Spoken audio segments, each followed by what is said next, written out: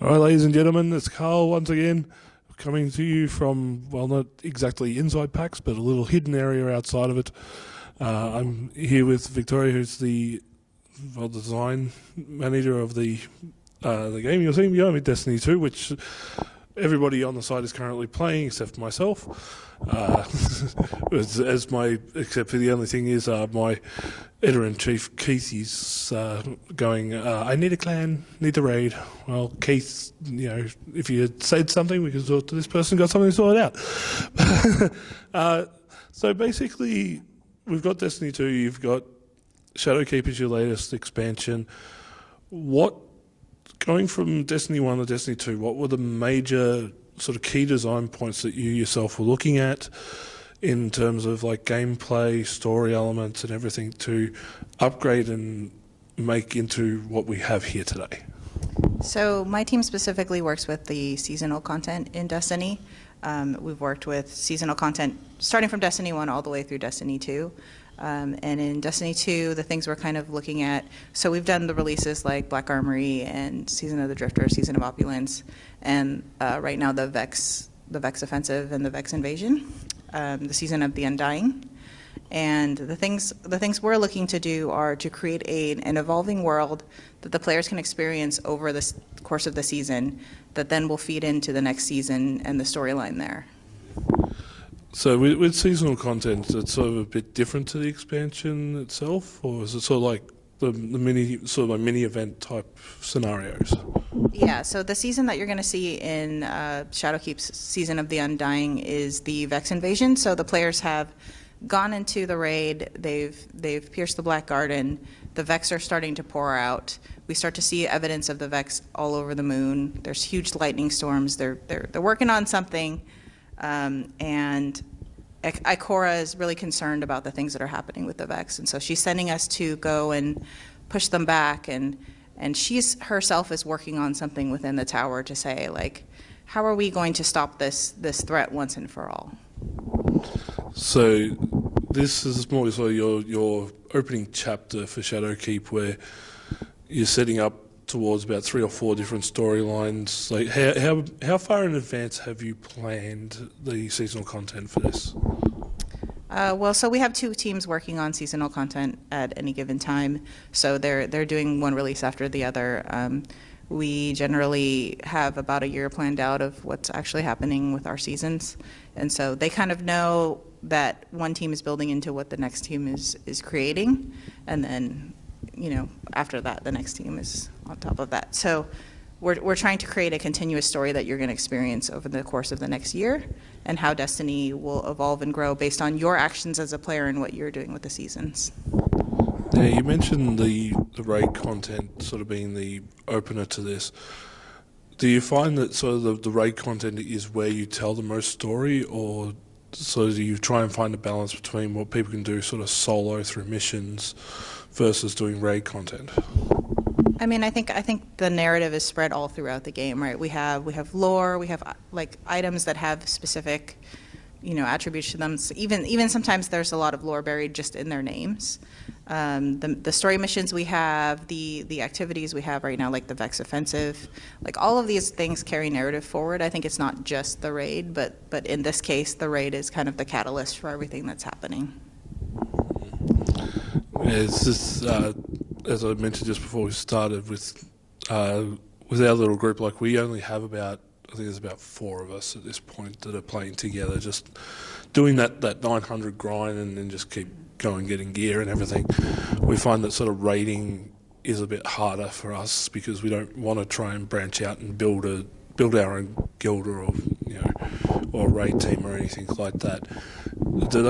Is there any type of content that you would look at maybe transferring a little bit into the smaller groups so that everybody has a chance to experience content rather than just the people who are guilded and have those big raid teams already formed? So I think those formed raid teams are kind of like the point of the raids, like that's the kind of content we want for that space. I think there are other spaces. So the seasonal content that my team makes, we usually make 3 to 6 player match made activities. So they're kind of like the same experience like Menagerie, where you'll go in with whatever players you have, and then we'll match make you the rest. Another thing is in Shadowkeep we have the Nightfall ordeals, and at the lowest tiers of those, you can actually matchmake now into those Nightfall ordeals. So you can do some amount of Nightfalls with other people if you're by yourself.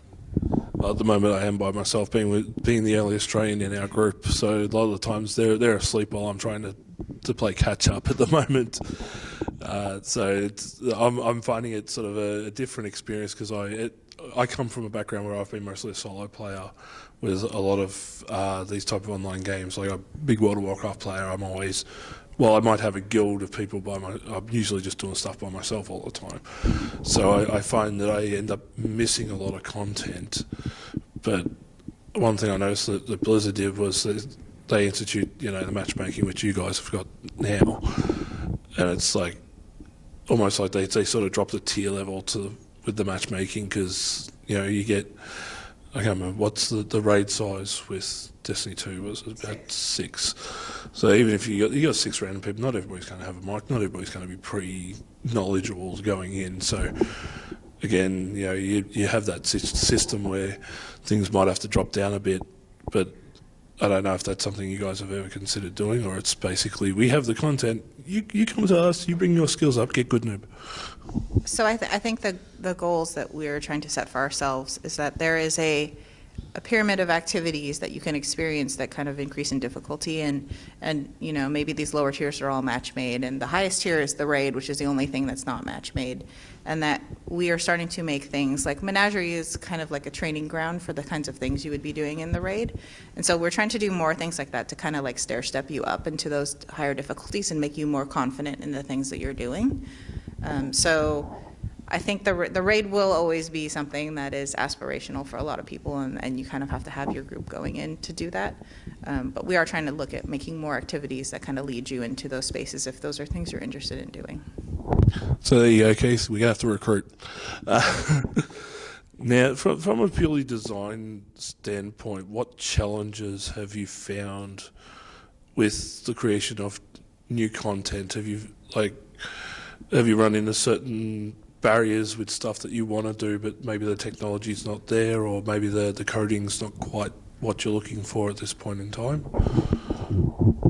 Well, it's always a challenge because there's so many things internally that we want to do. Like everybody has their list of things they'd like to improve in Destiny or to build, and we only have so much time. So we kind of have to target the things that we think are the best for the players. And so even given like technological challenges, we basically have a standard of the things that we want to release, and we have a very high bar for those things. One other thing I also noticed, while we are doing sort of a first-person view with Destiny, has there been thought of maybe integrating VR into Destiny as a different play style? It's a cool idea, and hopefully someday we invent some moon boots that you can jump around with. So it feels pretty real, but I don't think we're at that point yet. Well, they had moon boots back in the 1960s, I think, little spring-ons. Yeah, but since you can't see with what you're doing with the VR headset, you might kind of bounce into some walls. Yeah, that's true. And player safety always comes first. But okay, so sort of like you would have played your way through it during the testing periods and everything else. What has been your favourite point of the game that you've released so far, and what sort of any hints on something that you've played that you're going to go, people are going to love this? Well, I definitely love all of the holiday events that we do. I think we kind of put a unique spin on some of the traditional holiday events that we see in games. So Festival of the Lost and the Dawning. I'm really excited for the Dawning to come back and to do some cookie baking and see what kind of cool rewards the team has put in the Dawning for this year. Has there been any sort of, like, we get references and Easter eggs in games all the time. Is there anything that you've had input on that's been a reference to something you've liked, like a Bubble TV show character that you've sort of snuck in there yourself just so you get your own little personal giggle out of it? Not specifically, but a lot of the things I designed. So my favorite game, the game that inspires me, is Final Fantasy 11, and so a lot of the designs when I create reward designs are based on Final Fantasy 11 and the kind of experience and nostalgia I have from that game. Awesome. Uh, to be honest, I've sort of don't really have much else to go on at this point. As I mentioned to you earlier, I'm still doing the early grind. I'm actually still playing the free version at the moment, unfortunately. How are you finding the free version? I'm finding it good. It's actually it's good to see that you get that season one content, whereas you take a look at something again, going back to what I'd say probably is your primary competition, which is World of Warcraft. They've just re-released their classic, their vanilla, and it's just that. And you feel like they've had so many expansions and everything else that you think that they're just going to stop it at one point. But whereas with Destiny 2, you've included all the first round content, that's going to be a lot of stuff to do, which is awesome. Like no other company really thinks about going out and going, okay, we'll give you everything, like the base game plus a full season's worth for free. Have fun, go for it, and and we even start you off at a higher point in the game, so you don't have to go through that early grind once over. The goal is to keep you playing with, jump right in and play with your friends, right? I think there's a lot of MMOs where if your friends are at max level and you're like, okay, I'm going to start playing with you guys, and you come in at level 1, you're like, okay, can I play with you guys? And they're like, oh no, we're doing the raid. You go level and we'll catch up to you later, right? And so we're trying to eliminate that with Destiny. We're trying to get you to just jump right in and say, like, every season, even if I had to go do something else and couldn't play that season, the next season I can just jump right in and start playing with you guys again. Now I know you said you got the invasion content coming up. Is there anything sort of post that you might be able to get some hints or something, a little bit of a tease of what's after? Not a lot of hints, but the journey that Ikora is taking us on will lead us into the next season. That's vague. It is very That's very vague. I fail as an interviewer.